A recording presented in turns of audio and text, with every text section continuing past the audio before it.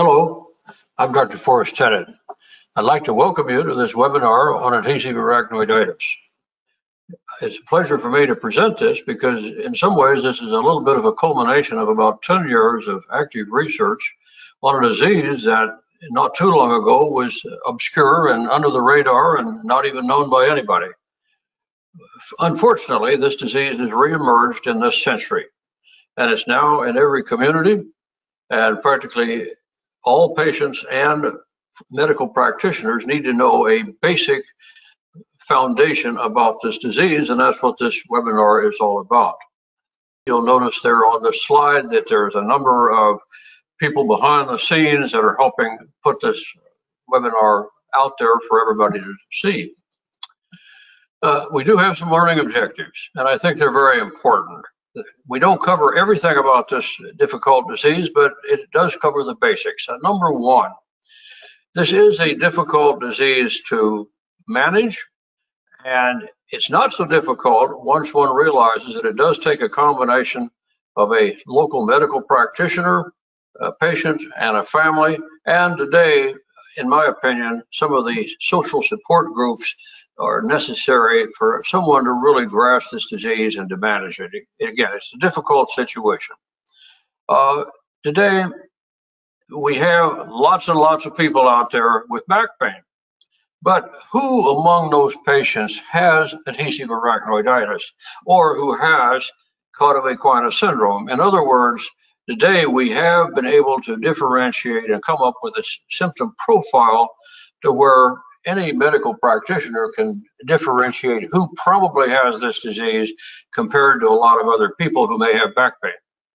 And lastly, one of the reasons we can present this seminar is that research has come far enough along that we've developed what I call a first generation management system or a management protocol. In other words, research has brought us to a point where we can get started. It's elementary, and treatment measures will be much better 5 or 10 years from now, but at least we have the basis to where everybody who has this disease can start getting some treatment. Now, let's start with the basics. Just what is adhesive arachnoiditis? Well, now, first off, the arachnoid is one of the layers of the covering of the spinal canal or of the meninges around the brain. Adhesive arachnoiditis is actually a mass or a clump of what we call nerve roots attached to the covering of the spinal canal. And we call that the arachnoid neural covering, if you will. And this mass is actually a clump of entrapped nerves. And that's where the disability and the terrible pain comes from. We'll come back to this definition in a little bit because it's terribly critical that people fully understand what this disease is all about. Now, we're able to put on this webinar for 3 basic reasons. And number one, not long ago, this disease was considered a rare disease. In fact, it was unheard of probably in 1995. But today it's emerged in every community. Every medical practice has patients who have this condition. And so now it's a problem for everybody. Another reason why we can do this seminar is we know how to diagnose it. Even though it's been known for many years, most of the early studies in the 1800s and early 1900s had to be done on people who died from the disease. Today, we have firm criteria on who has the disease and who doesn't have the disease. And then lastly, we do have a first generation treatment protocols have been developed.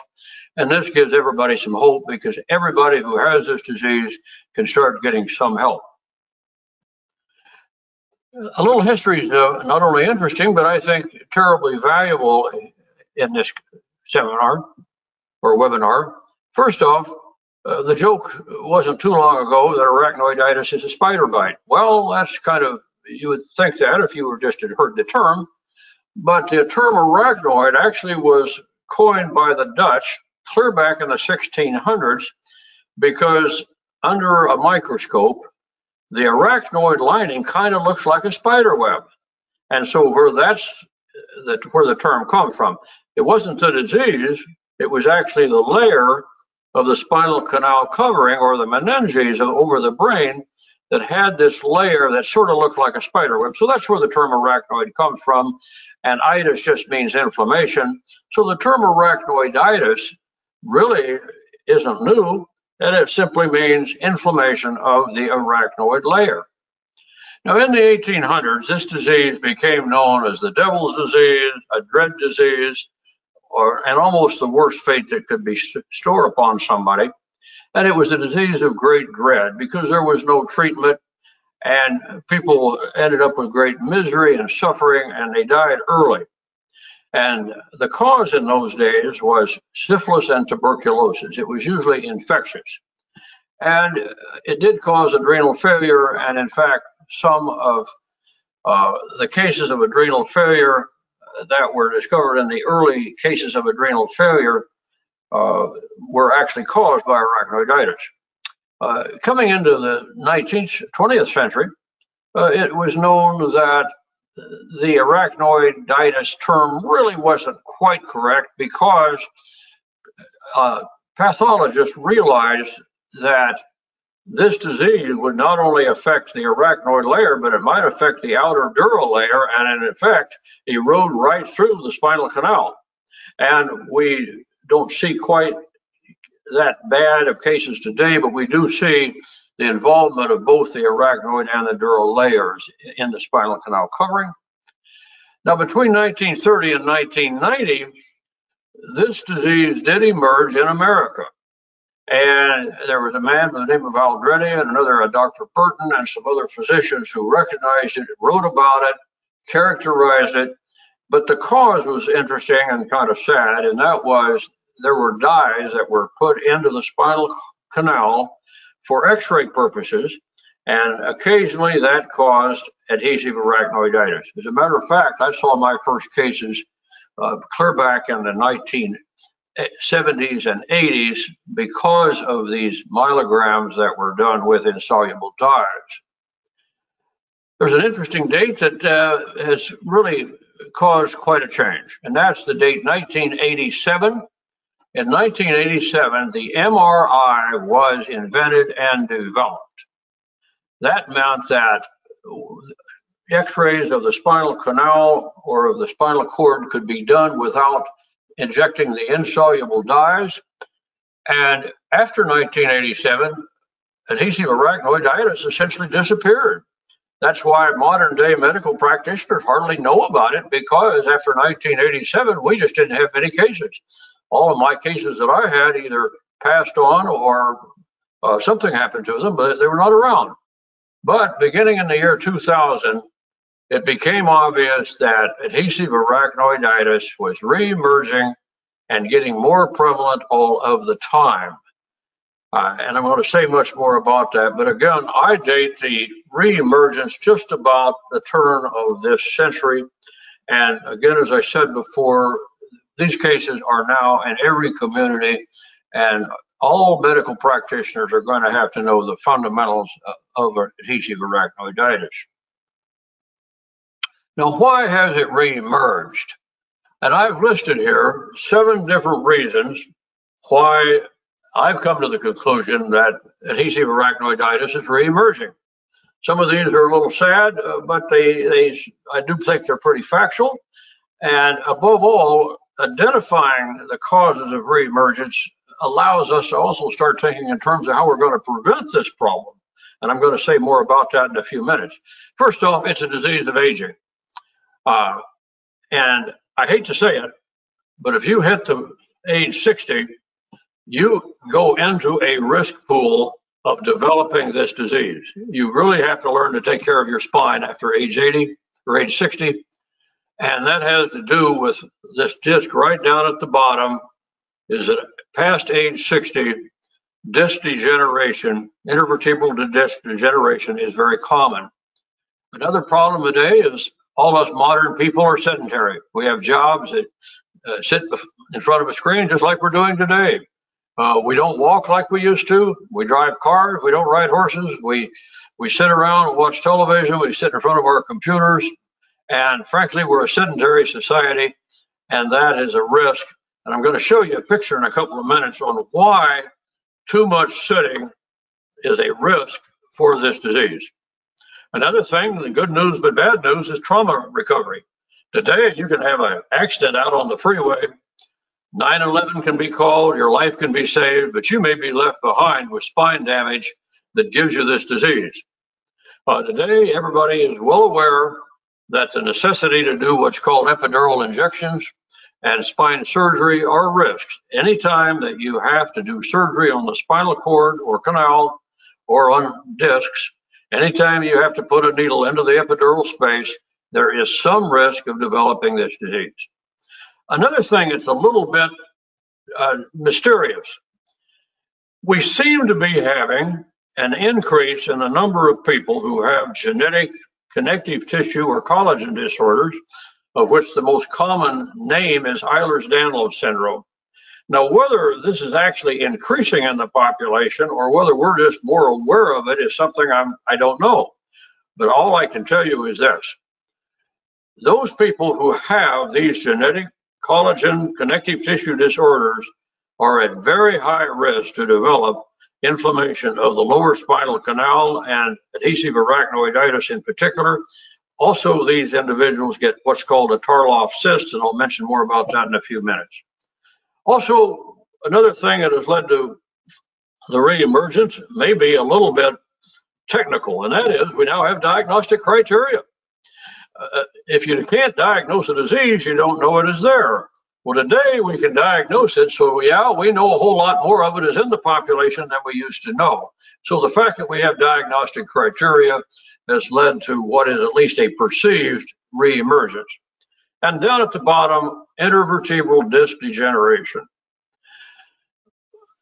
The development of arthritis as all of us get older, sports, activities, everybody knows about protruding discs, or what's called a slip disc.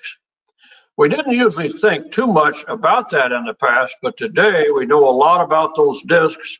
We know they are inflamed, and it appears that about half the causes of adhesive arachnoiditis today are a long-term sequelae that is initiated by discs that protrude into the spinal canal, and you'll actually see some pictures of this and some discussion here in about 2 seconds. Now, I'd like to have everybody carefully focus on this slide. To understand adhesive arachnoiditis means you have to understand this picture. Now, this is a picture from a side view of all of our spinal vertebra and our spinal cord and what's called our CAUDA equina nerve roots. Now, here is what I wanted you to notice several things.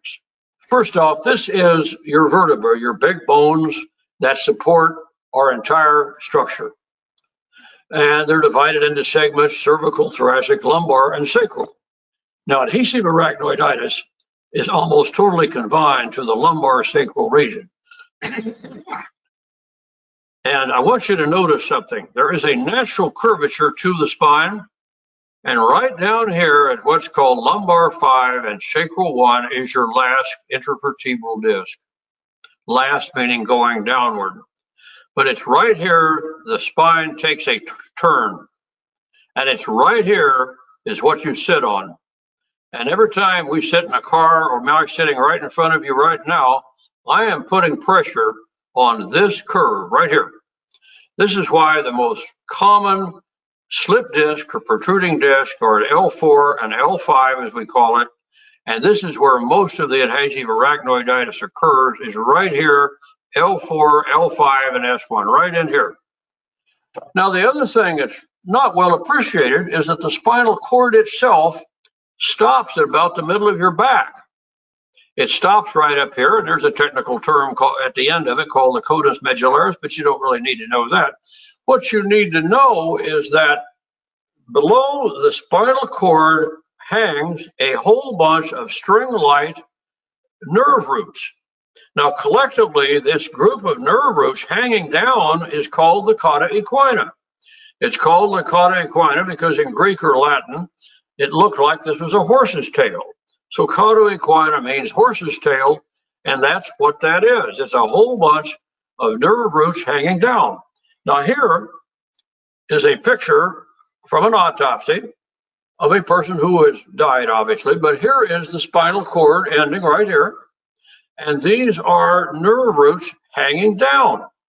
They're just suspended. Now, what you don't really see is that right along the back here and right along the front is the covering. And this covering is comprised, at least down at the bottom, the arachnoid and dura layers, and it's a pipe. And you think of the spinal canal as a pipe. And then that pipe is closed, and there is spinal fluid. Now, the good Lord has us make spinal fluid about every 4 to 6 hours. Spinal fluid is an essential, critical fluid, and the good Lord has us make that every 4 to 6 hours when it only makes new blood about every 3 months. So spinal fluid is a precious fluid inside the human body, and this horse's tail is suspended in fluid. And this is a critical concept in how we treat and manage and think about adhesive arachnoiditis and inflammation in this area. Now, I want you to understand something, and you're going to hear me talk about this. When I got into looking at adhesive arachnoiditis, I didn't realize that this was going to lead down a path to understanding that in the CAUDA equina downward, there are several conditions that cause inflammation of these tissues. Tissues in the canal include cysts, these nerve roots, the covering, and the discs themselves. All may get inflamed. And so what we're really talking about here is, in modern medicine, we're going to be tackling inflammation in the bottom part of the spinal canal. Now, here are some pictures just to make sure that we all understand exactly what adhesive arachnoiditis is and how it begins. And this is a normal canal. Let me make sure we get our bearings here. This is the end of the spinal cord. This is fluid in here, and there are the nerve roots hanging down. And they hang down throughout the lumbar spine and into the sacral spine. Now, here's what adhesive arachnoiditis happens to be. It is when some of these nerve roots that are hanging down get attached to the covering right here. In other words, you actually have two separate anatomic body parts that get glued together. And they get glued together by inflammation and adhesions, and that's where the name comes from. In other words, right here, you have nerve roots that are in a mass stuck to the lining. Now, these nerve roots that are coming out of this mass don't function very well. They're damaged or impaired inside the mass where the roots attach to the covering. Now, how does it start? Now, adhesive arachnoiditis can start several different ways. Now, it can start when something happens to the covering of the canal. For example, trauma, an automobile accident, falling out of a tree. I hate to say it, but a needle puncture, even a spinal tap, or an epidural injection at childbirth can irritate this covering and set up down the line adhesive arachnoiditis. Chemicals can seep in. This is the risk with epidural injections. You put into this epidural space an anesthetic, a cortisone derivative, and it can seep into the canal. It can seep into the spinal fluid. If you have a connective tissue disease like Ehlers-Danlos syndrome, you can start having collagen disappear in the covering, and you can have a cyst here called a Tarloff cyst, and that can get you started with this process. You can have an infection like a viral infection or a Lyme disease, or in the old days, syphilis or tuberculosis that infected the covering of the spinal canal. Today, we have a few autoimmune diseases, of which such things as systemic lupus, psoriatic arthritis, or even rheumatoid arthritis that can affect this covering. And so you can have any number of conditions that start out by attacking, if you will, or involving the spinal canal covering. That's not the common way, however. Today, this is the most common way that you end up with adhesive arachnoiditis. You end up with a protruding intravertebral disc. Now, the intravertebral disc sticks into the spinal canal. Now, it can do one of two things. These protruding discs can compress these CAUDA equina nerve roots and make them stick together. But the story, unfortunately, is worse than this. The protruding discs have been found to be inflamed.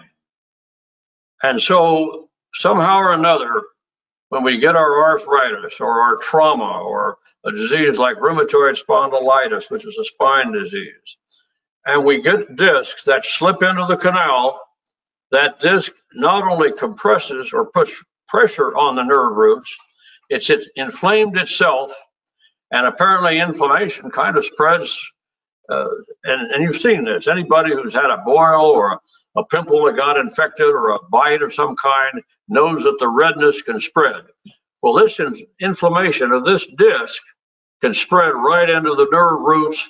And so today, the most common predisposing factor in developing adhesive arachnoiditis is protruding discs. For all those people out there who have protruding discs, and like I say, practically anybody who's over 60 is a risk to develop these, needs to know that you are at a risk to develop this problem, and you need to be on a prevention program to make sure that these discs don't do these horrible things. In fact, we're in the process of developing what's called a prevention of adhesive arachnoiditis document, and most of it's going to function on what to do when you have discs that you know are protruding. So anyway, that's what happens. And again, here it is. You have the spinal cord, the canal, the nerve roots are hanging down, and they get into an inflammatory adhesive mass in which the nerve roots are attached to the spinal canal covering, and the nerve roots coming out of it are impaired. They are damaged. They might even be dead. They may not function. And it's because these nerve roots are trapped in this mass is what causes you to have the symptoms like weak legs, your bladder doesn't work, your sex organs are dysfunctional, your bowel doesn't work, you hurt all the time, you have bugs crawling on you, you have burning feet. It is this mass involving these nerve roots that gives you these symptoms. So that's fundamentally, in a simple rundown, on how everything does work. Now, I'm not here to make people experts on reading MRIs, but MRI technology is what has given us the ability to have this seminar. MRI technology was invented, again, as I said before, in 1987, but since then there's been progressive technical advances to where today we can take the MRI and look at it and really get a story on what's happened to an individual to give them either adhesive arachnoiditis or one of the other inflammatory diseases of the lower spinal canal. But it all goes back to the picture, and this is what this picture is. This is what a MRI, and you're going to see some in a minute, looks like in what we call the axial view. Now, what's the axial view?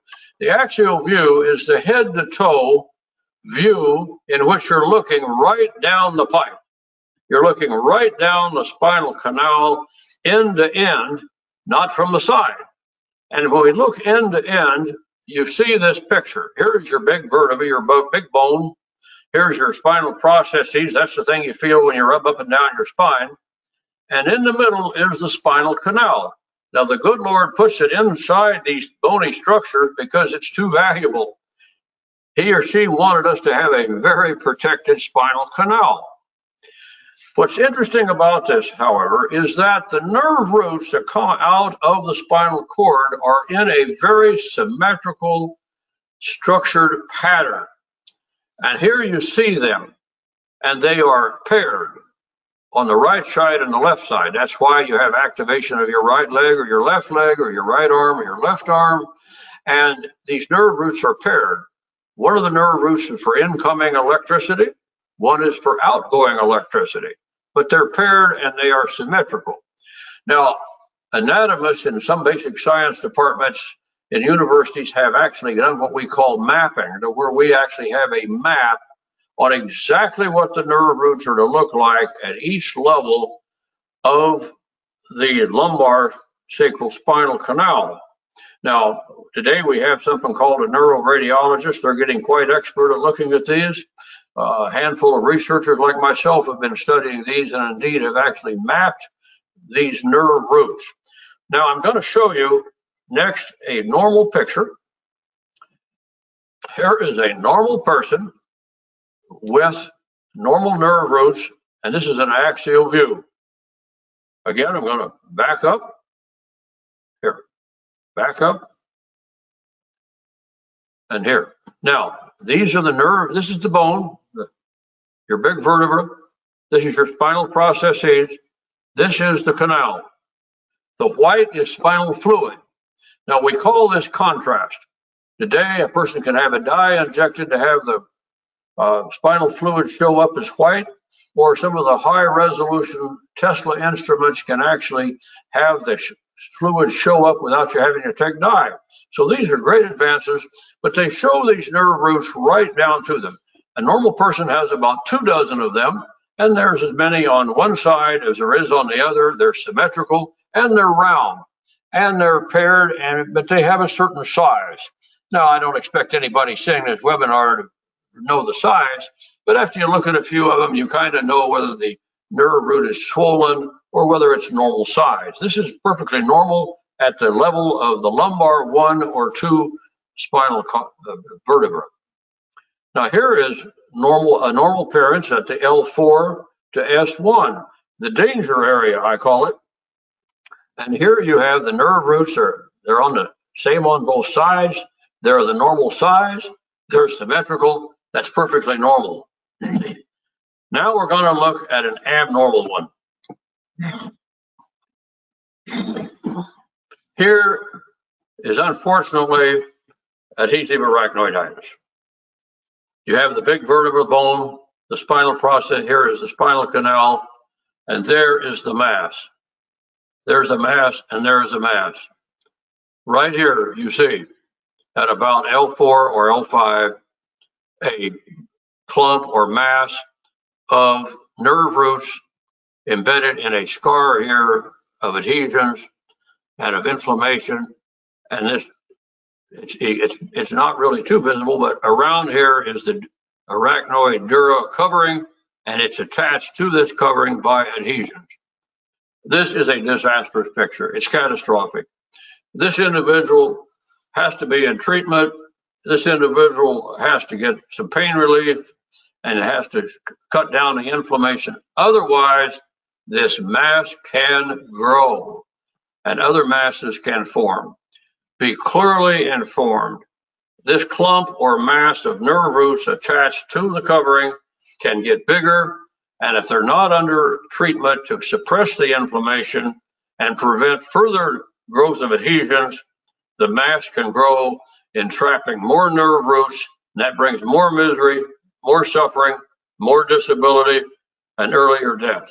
So that's why we're having this seminar. We need to prevent this, and when somebody does get it, it needs to be at least in the new treatment that's been developed for this condition. Okay, now here is a side view. We call this a sagittal view or lateral view of somebody who has the new MRIs. The white here is the spinal fluid. This is the spinal cord coming down, and below that are the nerve roots. These are the bones, the vertebra. These dish things here are discs. Now, what's sad about this case is that here is the adhesive arachnoiditis mass. You can see it right here. It almost looks like a big black thing. And what's happened, this mass is actually eroded through the spinal canal covering, and it's leaked. And here is spinal fluid out in the tissues between the spinal canal, and the skin. This is the skin. And here, this mass is backing up the spinal fluid. Now, just a quick thing here. Years ago, I wondered why all the people with arachnoiditis complained about blurred vision and headaches and ear ringing when the problem was clear down in their lower back. And the reason they have that ringing in the ears and that imbalance, that headaches, even inability to think, blurred vision, is because the spinal fluid is supposed to flow back up and around the brain in a steady flow and turn over every 4 to 6 hours, but this mass is backing it up. Any disturbance in the flow may give you headaches, blurred vision, ringing in the ears, poor balance, or the inability to even read a newspaper. And so this is tragic. Also, if this mass erodes through the canal and you get what I call leakage or seepage, you're going to have terrible pain in here, and it's going to erode tissues, and I'll show you some pictures of that in just a second. So anyway, this is what it's all about. You have a mass, a backup of spinal fluid. Here you even have some discs that are starting to protrude a little bit. You have backup of spinal fluid. In other words, this person needs a lot of help and a lot of treatment, both from their local physician, what help they can get, as well as self-help groups. In other words, this can be helped. It looks terrible, but let me assure you, this person's actually doing pretty well in treatment. Okay, here's just some other pictures to give you some idea of what we're talking about. Again, masses. Right here, clumps, masses. This is a 46-year-old male post-lumbar fusion with constant disabling pain and partially paralyzed left leg. Now, I'd like to say one thing right now. Surgeons, anesthesiologists are being blamed all the time for causing this. That's much, much too simple of a statement. The surgeons and the anesthesiologists do these procedures because they are medically indicated, and they may not have any option. And up until lately, we haven't had such things as microdiscectomies. We haven't had such things as radioablation as opposed to epidural injections. In other words, everybody knows that these procedures increase the risk, but doctors have had to do these things because that's all they had. They're developing a lot of new techniques. They're well aware of this, or at least the neurosurgeons and orthopedists are. And today I see surgery being done without much risk. But it has, it's just one of those things. If that disc slips too far into the canal, the surgeon's going to have to operate and just take the risk. And so, again, there's been a lot of statements and a lot of blame that really aren't justified. Some are. There's excessive surgery, there's excessive epidurals, but I think that's kind of coming into balance. Now, here is a case that I want to dwell on for a couple of minutes, and that is this. Here was a case I received a few years ago, and several doctors, including top-flight radiologists, had looked at this case and couldn't decide what she had. And it turns out this lady has all of the symptoms of adhesive arachnoiditis, but her MRI is equivocal, as we call it. Is this a clump? Is it stuck to the lining? One doctor says yes, another doctor says no. But one thing is clear. This is abnormal. It's asymmetrical. The nerve roots are a little swollen. Some appear to be stuck together. And so we would call this CAUDA inflammatory disorder, or some people like to use the term CAUDA inflammatory or CAUDA syndrome. Either way you want to call it, CAUDA inflammatory disorder or chronic CAUDA syndrome, I don't care. What is important is that this person has the same symptoms as adhesive arachnoiditis, and she is at the preliminary stage, and if you don't get treatment to her, she will probably go into adhesive arachnoiditis. So today, we have the spectrum of this.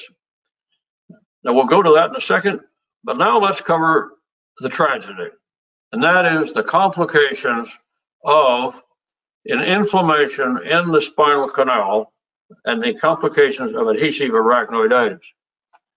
First off, intractable pain syndrome. The pain of this, in my experience, is much worse than metastatic cancer pain today. Didn't used to be, but today There's just no worse pain than adhesive arachnoiditis, and they get the whole syndrome where they affect their immune system, their endocrine system, their cardiac system. In other words, horrible pain. They can develop paraparesis or paralysis of their lower extremities. Bowel, bladder, and sex organs can become almost non-functional. Endocrine failure. I'm going to say more about this in a couple of minutes. The stress of this disease is so great that the adrenal gland and the pituitary gland and the gonadal glands may not be able to keep up with the need for the hormones, and therefore endocrine replenishment really has to be a big part of treating this disease. You're very impaired with this condition if you end up with a severe case. Your social, financial, personal care impairments, you become bedbound, and lastly, you die at early, young, miserable age, at least in the past. Fortunately, we're doing a lot to prevent the early deaths. Even in the last 10 years, I've seen people really getting better, and at least they're not dying at age 40 or 45 with this disease. They're living out a longer life because we're getting some help to them.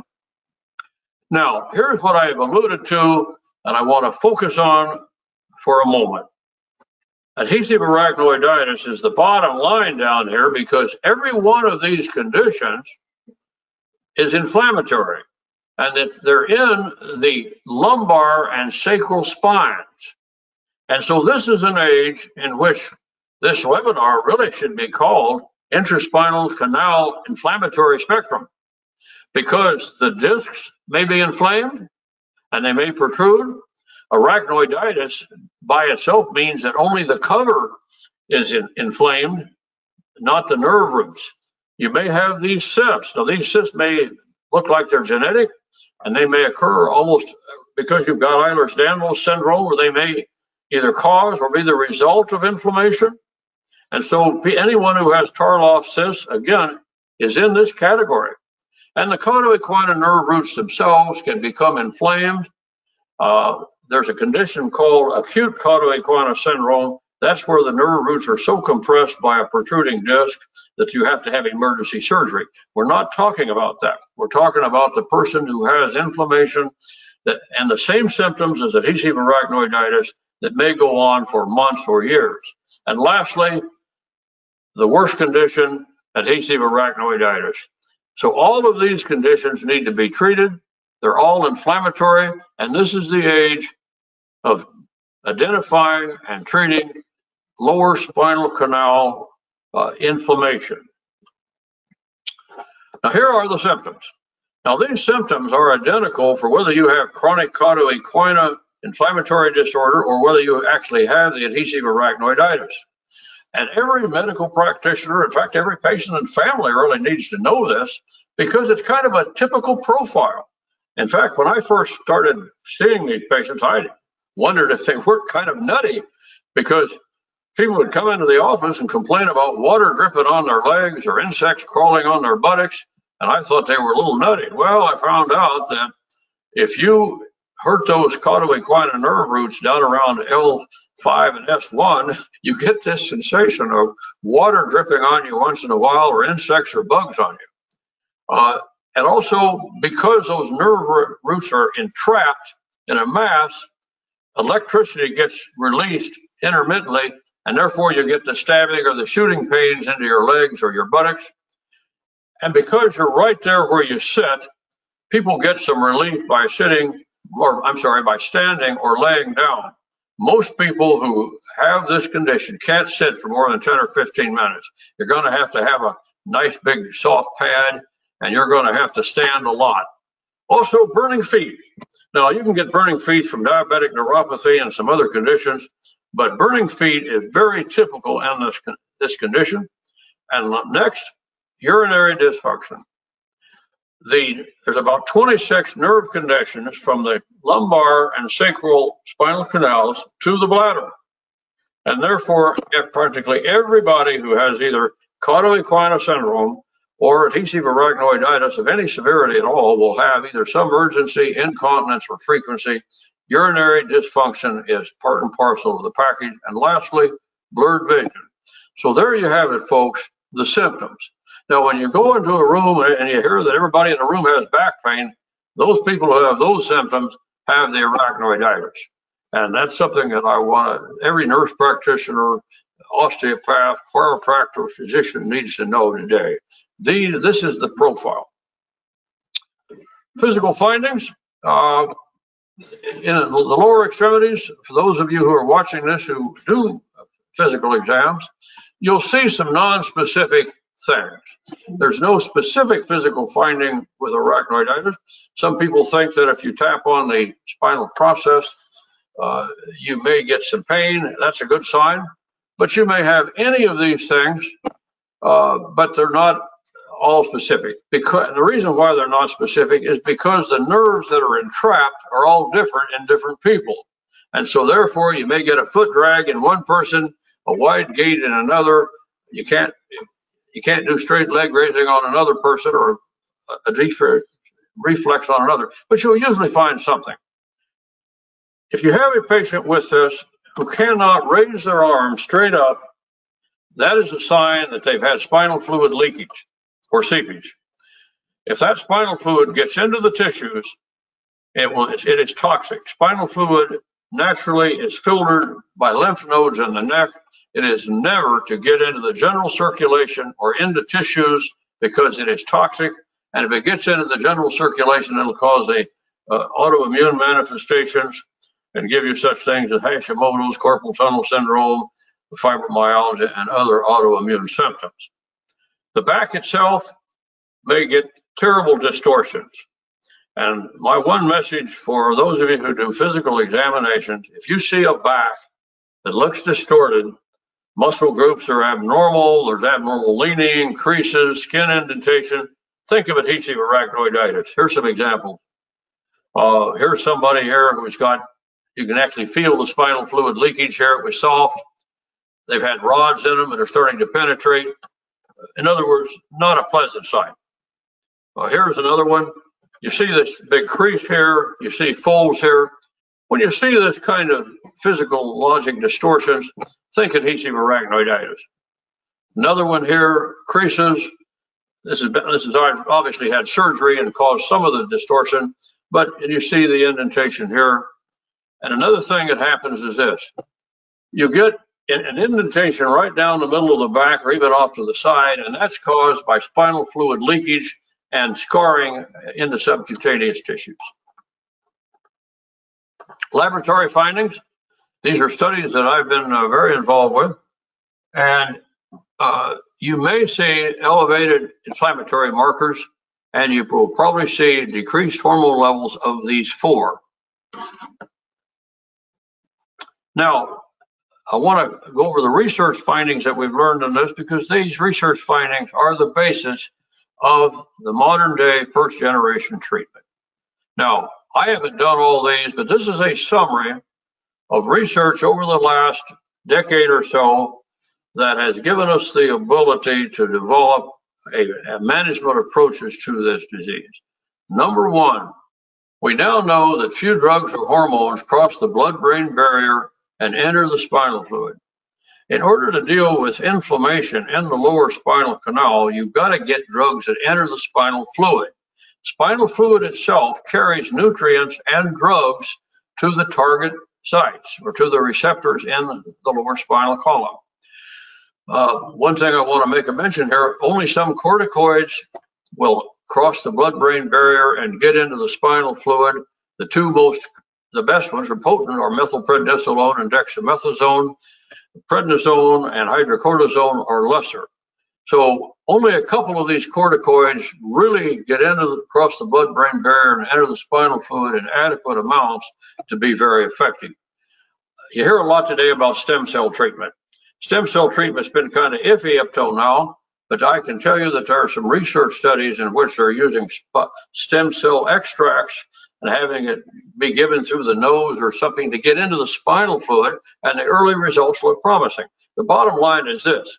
In order to treat these lower spinal canal inflammation, you can't just depend on the blood supply going to the spinal cord and the nerve roots. You've got to depend also on getting drugs into the spinal fluid. Interestingly, we have a series of compounds that have been shown initially in animal studies to suppress neuroinflammation. And I've listed them here. Now, what's interesting about them, they don't have a darn thing in common as far as chemical structure or classification, but all of these seem to work.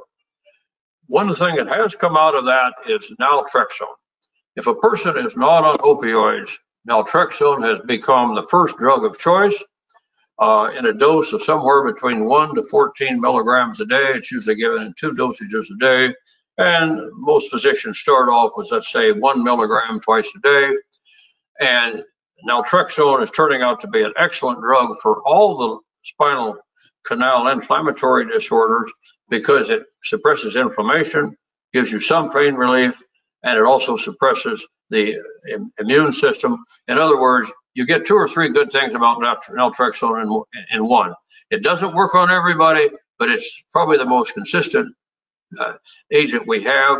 And all of these others are used by physicians today in some patients.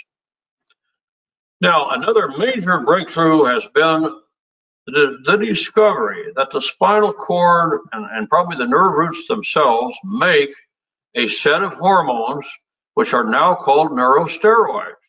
And these include pregnenolone, DHEA, it's dihydroepiandrosterone. You don't need to know the name, but that's what it is.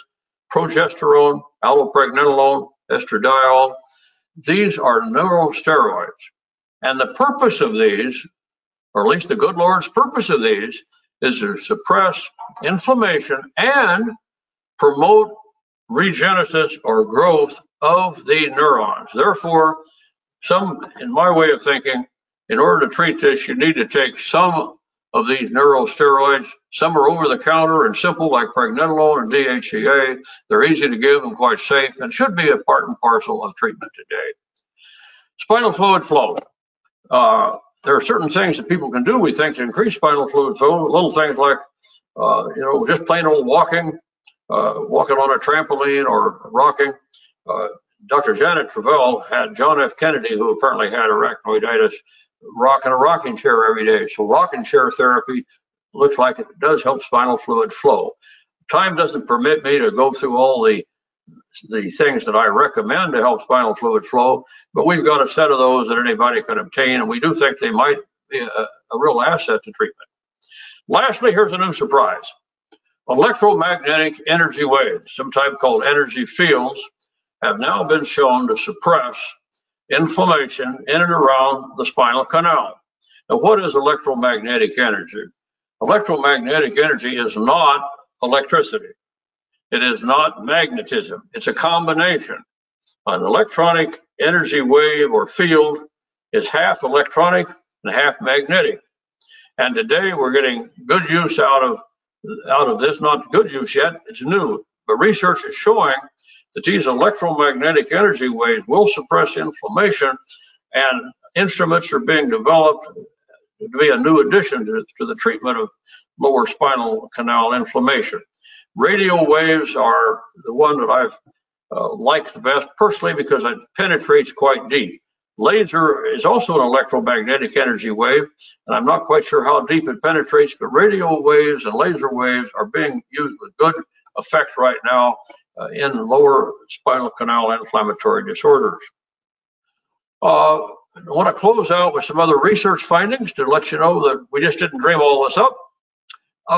We have done a number of studies on inflammatory markers, and we can demonstrate that the inflammatory disorders of the spinal canal do put out some inflammatory markers that can be measured in the blood. And today you can get something called a cytokine panel, which is a little more sophisticated than a regular C-reactive protein or erythrocyte sedimentation rate. But all these may go up in adhesive arachnoiditis. But here's the catch. They don't go up consistently. Just because the blood is negative doesn't mean there's no inflammation there. If they're positive when you take them, you can kind of follow it clinically. It's a good marker, but you can't ever assume that inflammation goes away. Now, I want to make one comment here on the best way, in my opinion, to determine if there is inflammation in the lower spinal canal, and that is to do what's called a 6-day corticoid test, usually a Medrol 6-day dose pack, or take 2 or 3 shots of ketorolac, that's Toradol, and if a person gets better, they've got inflammation. In other words, a therapeutic trial of the most potent anti-inflammatory agents is a pretty good test, and I like to recommend that at all times. These hormone levels drop in adhesive arachnoiditis. Now, I'm sort of saving the bad news for last, and that is this. I do not believe that adhesive arachnoiditis can be well managed without some of these hormones. Now, doctors don't like to take or like to prescribe corticoids. Patients don't like to take them. I don't like to prescribe them. But at this time, we believe that low-dose intermittent use of certain corticoids are going to have to be essential in the management of adhesive arachnoiditis until we get biologics or something new. Why? Bank this one. The most potent over time suppressors of neuroinflammation are the corticoids. This is well documented in literature. These other hormones also have a good place, but I did want to bring everybody the news. Number one, the studies show that you can use low-dose corticoids safely. There's a new study out on 2,000 patients showing that it can be done. Now, I recommend low-dose Medrol or dexamethasone 1 to 3 days a week. You can't hurt anybody, but I think these corticoids at this point are almost essential for the treatment of adhesive arachnoiditis. I hope I can come back later and say I'm wrong, but at this time, I just have to bring people the bad news, and we could help get people on different methods to use low-dose intermittent corticoids. I don't recommend them every day. Everybody knows the side effects, but low-dose intermittent use I think is necessary, and people who get flares of adhesive arachnoiditis are going to have to use something like a 6-day Medrol dose pack, or they're going to have to use ketorolac injections or both, along with maybe an injectable opioid in order to break flares. These are just some of the sad parts about the management of adhesive arachnoiditis. It's time that we just kind of get over it. Years ago, we had to manage rheumatoid arthritis this way until we had biologics. I think the same thing is happening here with adhesive arachnoiditis. We're going to have to use the corticoids for a while until we get some of our good pharmaceutical companies to come up with some good biologics. Next bit of research, which is a new welcome thing, and that is, here is a multi-center, randomized, sham-controlled, double-blind study of electromagnetic energy with a radio wave in post-operative pain. And the results were, I don't want to say they're too good to be true. Even if they're half true, it shows you that this is an area of research and a clinical treatment. The people's pain in the legs got better, in the back got better. But the thing that impressed me the most was that the C-reactive protein decreased in those people who got radio wave electromagnetic therapy, which was pulsed, and it was made, the trade name was Provant, and they just happen to be one of the devices that are not available to the general public yet. It's research, it's available in the veterans hospitals, but nevertheless, C-reactive protein decreased. Those who didn't get it increased. And this was a very well done double-blind study, but it tells us something, and that is electromagnetic energy really is a fact. It really can be sent from the skin with a device into the spinal canal. It's a wave of the future, and I'm hoping that we can bring this to everybody who's got adhesive arachnoiditis or CAUDA equina chronic syndrome. Everybody should have advantage or take advantage of these devices. In summary, adhesive arachnoiditis is a severe intraspinal canal inflammatory disease which entraps the CAUDA equina nerve root. In other words, it's two tissues connected to each other. Adhesive arachnoiditis is emerging in every community. You no longer can deny that it exists, say that you never heard of it, it's not around, it's somebody else's problem. It's the problem of every medical practice and every family who's involved, and every self-help group that's involved. And incidentally, the self-help groups are doing a yeoman's job in doing education these days, and I want to thank all of you out there who I know are watching. Adhesive arachnoiditis has a very typical, unusual bit of symptoms that should be known to every medical practitioner. Water dripping on the feet, bugs crawling, burning feet, blurred vision. I can't think of anything else that gives you this profile except either the CAUDA EQUINA inflammatory syndrome or adhesive arachnoiditis. And lastly, we've developed some treatments. They may not be the best, and we hope they're going to get better. And unfortunately, we have to use some drugs that are a little scary, but we're going to have to use them because it's a scary disease, and it's the best we have at this time, but we are getting results. I'm going to close with one statement. 10 years ago, when I started doing this and first started trying the hormones, trying ketorolac, trying things that scared me, really, I thought that, gosh, what's going to happen? I saw people who were paralyzed start walking. I saw people get out of bed. I've seen people who had the chronic equina syndrome never develop adhesive arachnoiditis. We've seen a lot of positive things. And so I'm very encouraged about it. I think we're going to get better. I want to thank the people who put on this webinar. And lastly, again, I want to thank all you folks out there who are in the groups, Donna and Gary and Ingrid and Zip and Nancy and everybody who's been out there helping me. Thanks so much. I look forward to a better webinar at some time in the future, but right now we're making headway. Good day. Thanks so much. So the first question is, what are the differences between tethered spine and adhesive arachnoiditis? Are you in favor of those inversion devices for prevention of and treatment of some of the compression issues that you indicate are fundamental to development of adhesive arachnoiditis? Let me say this.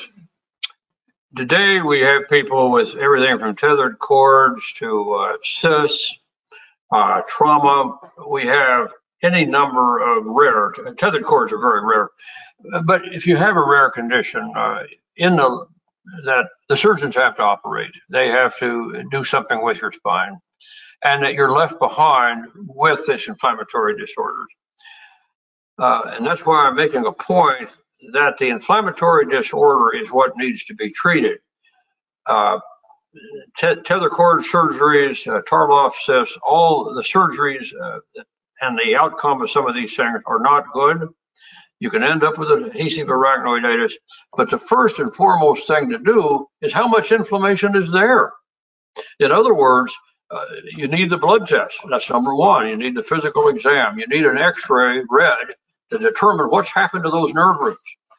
And then lastly, you need some trials with the corticoids and the ketorolac to find out whether you've got inflammation. In other words, I hate to say it, but when you have this rather dramatic surgery, and keep in mind that today neurosurgeons and orthopedic surgeons, people criticize them a lot, but they do surgery that years ago they wouldn't even have attempted. They save people's lives. Unfortunately, sometimes they've got to do some heroic surgery which leaves these conditions behind. And our job is to try to deal with those.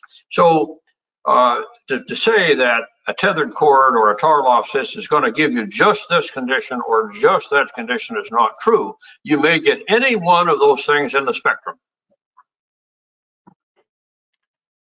Thank you. Another question, can a fentanyl pain patch help? Okay, fentanyl is an opioid, and I didn't get into the pain treatment because this might surprise people today because of the opioid crisis. The opioid crisis was definitely a problem. Everybody knows that. And fentanyl is the most potent of the available opioids. And pain treatment today is symptomatic, and it has been since the fifth vital sign 20 years ago. And so pain treatment hasn't changed really very much. And people with adhesive arachnoiditis are going to have to avail themselves with whatever severity of pain they may have to take whatever is available. Fentanyl patches are used as kind of a last resort for pain treatment. They're widely used, very effective for some people, but again, fentanyl is a symptomatic pain relief compound. Some people with arachnoiditis are going to have implanted electrical stimulators. Some are going to have implanted intrathecal pumps in which fentanyl is given right into the spinal canal, or morphine is given into the spinal canal. I'm hopeful that we can prevent adhesive arachnoiditis from getting to that stage. But for those people who are at that catastrophic stage, fentanyl patches and some of these unfortunate pain treatments are going to have to be used. Okay, another question. How soon after a trauma, for example, an injection, can this develop? This comes up a lot today, and I didn't have a chance to cover it, but anytime that you do anything to the covering of the spinal canal, you take a risk to develop inflammation. Now, the easy way to answer this is to the person, for example, whoever asked the question, have you ever been bitten by a bug? Have you ever gotten an infection with a splinter? And in other words, if you got a splinter in your thumb in the morning, was it red by the afternoon? And the answer is, could have been. The same way when you get trauma or a needle stick or anything that happens to the spinal canal covering, it's the same process as putting a splinter in your finger. Inflammation may start as soon as 1 hour, or it may be delayed a couple of days. But the spinal canal covering is never to be injured, tampered with, unless you just absolutely have to do so for medical purposes. In other words, the inflammation can start and arachnoiditis can begin within hours after any kind of needle stick or damage to the spinal canal covering. Okay. And here's another question.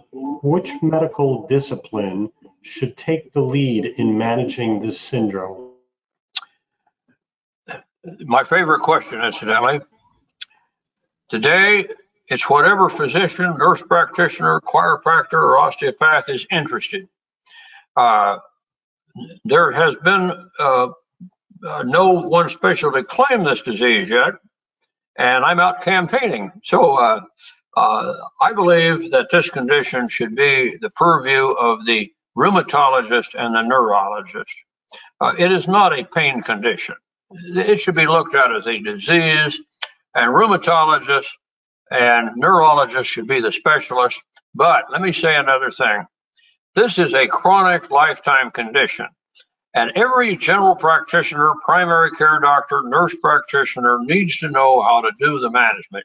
We can't depend on cardiologists to manage everybody with atrial fibrillation or heart failure. We've got to depend on the primary care family doctor to do a lot of the yeoman's work. And that's the same with this disease. For anybody watching this, my answer when somebody wants to go to a doctor or find a doctor to treat this, I'm going to tell them, go to your family nurse practitioner, physician assistant, osteopath, or family doctor. Don't go looking for a specialist. Go to your local family doctor. They'll know people who are interested, or maybe they get interested. We have doctors and nurse practitioners and osteopaths all over the country right now getting interested in this disease, rightfully so, and a lot of them are coming up with some new ideas. I'm going to tell you something. There is not a week goes by that I don't hear from my network of doctors and patients and families and nurse practitioners who are coming up with something new, a new idea. It's very exciting. I see nothing but a kind of a groundswell of people trying to help. Everybody recognizes this. And again, I want to say, take a chance again to say thanks out there to all the social media groups. Donna and Nancy, I hope all of you are listening, because they've really fostered this whole movement. And on top of that, they've been on my case to keep me moving. So I thank you for it.